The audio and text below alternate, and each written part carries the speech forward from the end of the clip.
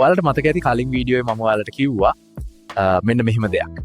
අපේ රටේ හැම නිවසකම ආහාර විජලන ඒකකයක් අනිවාර්යයෙන්ම තියෙන්නම ඕන.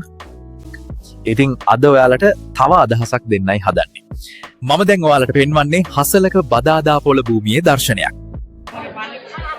එළවලු පළතුරු අල වර්ග විකුණන්න දාලා තියෙනවා ගොඩ ගහලා. ඉතින් කාලෙකට දෙහි තක්කාලි වට්ටක්ක කිලෝව රුපියල් 50ටත් වඩා අඩු වෙනවා.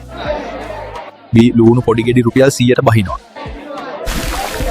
බෝංචි මෑකරලුත් එහෙමයි කොස්. මේ මිල අඩු වෙන කාලෙට ඔයාලට පුළුවන් අර පොලෙන් මිල අඩුවෙන් ගන්න එළවලු පළතුරු ගෙදර හදාගත විජලන ඒකකයෙන් වේලාගෙන ගබඩා කරන්න. ඒ වගේම මිල වැඩි වෙන කාලෙදී Taman විජලනය කරගත්ත එළවලු පළතුරු Tamanගේ ආහාරයට එකතු කරගන්න. මේක නොහිතුවට සාක්කුවට ඉතිරියක් ඔබට වෙයි. මේක ඉස්සෙල්ලාම Tamanගේ භාවිතයට ගෙදර පාවිච්චියට පොඩියට පටන් ගන්න. ඔන්න ඊට පස්සේ පුළුවන් දේශීය විදේශීය වෙළඳපොළ ගැනත් සලකා බලන්න. අපි ඒ ගැන වෙනම කතා කරමු.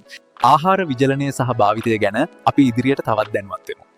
රැඳී ඉන්න තවත් අදහසක් එක්ක නැවත හමු වෙමු.